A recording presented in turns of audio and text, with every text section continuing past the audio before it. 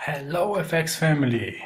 Now this is the good tutorial, the one that we do a withdrawal. Very simple. 3 clicks and that's it. So first you log into your account. This one I have $85 right now.